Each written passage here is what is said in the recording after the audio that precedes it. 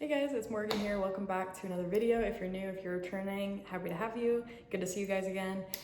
Today, first of all, pardon my setup. Not that I ever have like a stellar setup, but I've moved into this place like maybe a couple months ago, and I have this like vision of every time I'm filming having my paintings in the background. I just have been like imagining that for probably maybe a year now, maybe like a couple years. So I've got a couple of different paintings in the back there you can see. Those are all for me. I'm working on a couple other commissions, but those ones are all gonna be for my house. So they kind of share like a similar sort of like organic, natural theme. I'm really geeked about them. So I'm kind of just finishing details on those.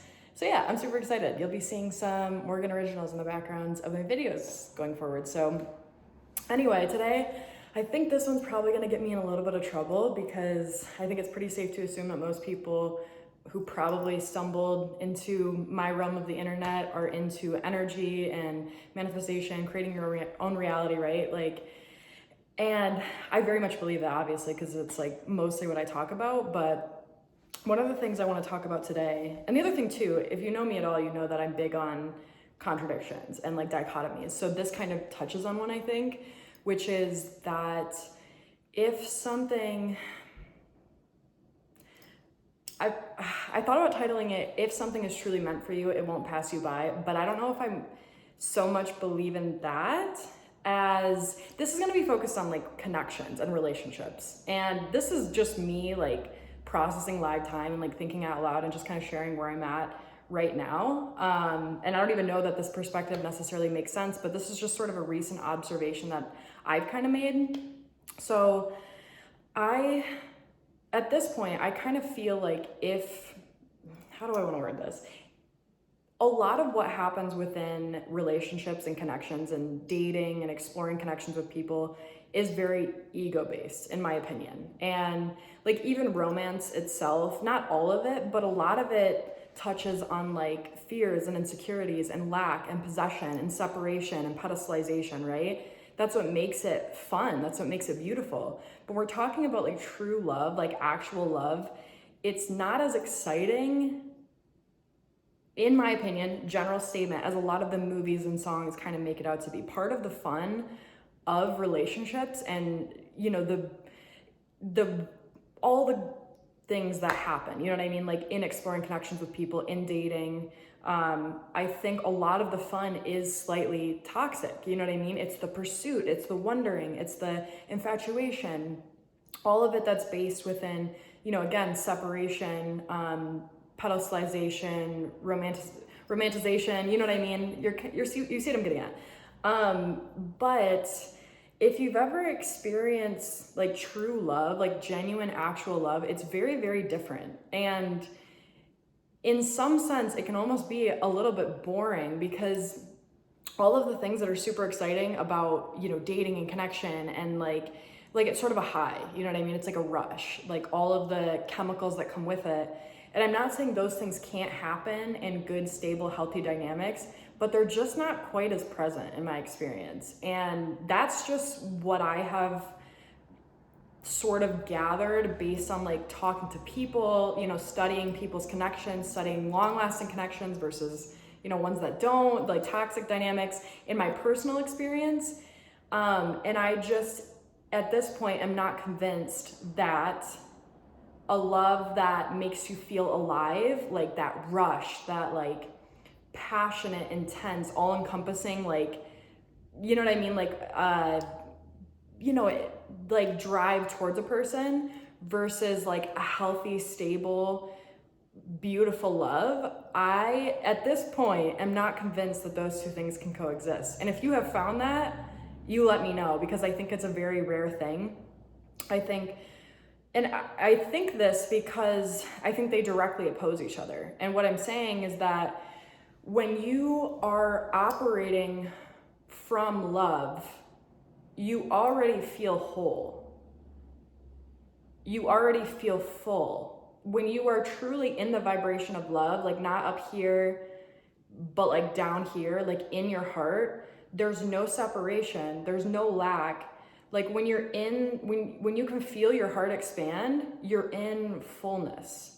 There's a stability there. There's a safety, there's a security. There's not that rush, that high you feel when you're not operating from your heart. And when you are actually operating from your heart, those are the type of people you attract. Those are the type of connections, you know what I mean? Because you attract the energy that you're hanging out in, you know what I'm saying? So if you are hanging out, if you're hanging out in your heart space, if your heart chakra is open, you naturally feel full and safe and secure. And even when you're in that space, like that's the, like self-love is not any different from the love of other. Like the actual wavelength of love is even on both, like it's even in every direction. You know what I mean? And like even the body, like the body can't distinguish love between oneself and another. It's the same thing. So when you're in, so even when people talk about, you know, focus on yourself, like love yourself to attract others, what I think is there's a subtle nuance there, which is that people are focusing on others in a state of pedestalization and that ego-based, trying to pursue and possess, not actual love. Like, because when you actually love, you aren't feeling separation from that person. You know what I mean? And so I think like so much of dating isn't actually based in love. It's based on this, it's based on, you know, a more like primitive state, which I think is fine. I think it's fun. I think it's enjoyable, but I think it can be really awakening when you truly experience like what actual love is. Cause it's a little bit, I don't want to say underwhelming, but it's probably not the thing you thought you were chasing, because then you realize like you had it all along. And that's what's interesting is when you truly start operating within your heart space, the connections that you attract are different. And when you're in your heart space is when you're truly aligned with yourself and the universe, I believe. So that's when you attract those connections that are going to mirror that back to you. They're going to treat you right. They're going to show up for you. They're going to give you that safety and security and importance that you already have for yourself. So I don't want to say it's like a little bit boring, but it almost is, because you're like, well, oh, like I already know that. I've already got that. You know? And I think, not that it doesn't, I need to be careful how I say this too. Like, I think when we lose people or break up, it's easy to sort of shift your energy and go back into that headspace of like logic and separation. And that's what can bring up the fears and anxieties. But if you keep yourself in love, even through separation, you don't feel any loss. You know what I mean? Because you don't feel the separation. And I don't think that's something, we're human, right? So it's not like you can just constantly be in your heart space all the time. Like you're gonna have fluctuations, you'll probably have to mourn things. But like when you are truly sustaining that energy, it's amazing how different it is. And so that's sort of what I'm long-windedly getting myself back to, which is that if you are truly aligned and in love and in connection, nothing can actually leave you. Because when you're in that space, things don't leave you, because it means that whatever comes to you at that point is aligned with you. You might fall out of connection and that thing might leave your life, but if you come back to connection within yourself, a lot of times those people will come back. But that's not necessarily the same for people that you attract when you're in that sort of infatuation, pursuit, more like less heart-based space. You know what I mean? I don't want to say out of alignment, but a little bit. You're doing funky things in those connections. You want to possess this person. You want to prove your worth through this person. So it's a little bit neurotic. And that's what brings a lot of people to manifestation, is like, oh, I want this person. I want this person to want me. So in a backwards way, they can feel the love that they could have just felt initially. And it's like that person, that's never going to come through that person, in my opinion, because the energy that you were in when you attracted them into your life is not the energy of love, you know? And so that's why you have to work so hard and do all these affirmations and do all of this energy work to convince yourself that you're worthy enough that they want you or obsessed with you or whatever you're trying to do, right? But it's always this uphill battle, because that connection was never conducive to love. It's not based in that. Even a lot of times when we're doing the affirmations and the energy work, it's not because we genuinely love this person and just want to spend all our time with us. A lot of times it's ego-based reasons. We want to prove we can do it. We want to get them back. We want to feel good about ourselves. We want to get back at them. We want the tables to turn. We want them to be obsessed with us now. You know, and I'm obviously being a little bit dramatic to make a point, but it's there. It might be subtle, but it's there. when you're truly in love, you actually do not feel those things. And that can be a little bit underwhelming, again, compared to I think what so many of us experience for so long and are sort of fed. And what's wild, and I've manifested, you know, lots of people, lots of things, and I've also experienced like true love like multiple times. And when someone truly loves you, like when you attract them from your heart space, when you are loving yourself and the world and life, it's really hard to lose them. And in my experience, there was nothing I had to do to facilitate that. There was no affirmation, there was no visualization. It was just that way, you know?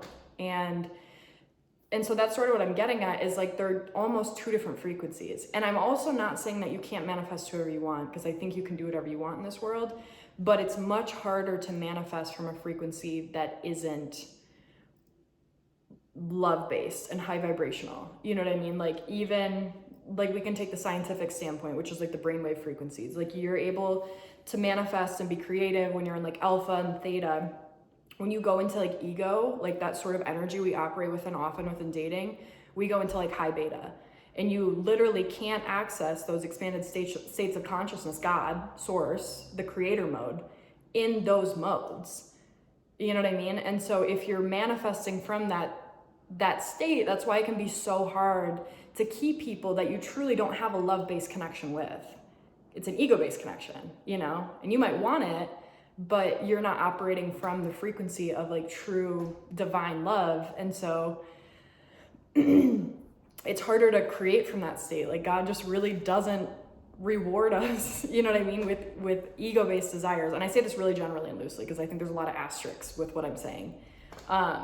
But that's just my experience. And that's why I think even if you can manifest people back, a lot of times it's hard to sustain those connections.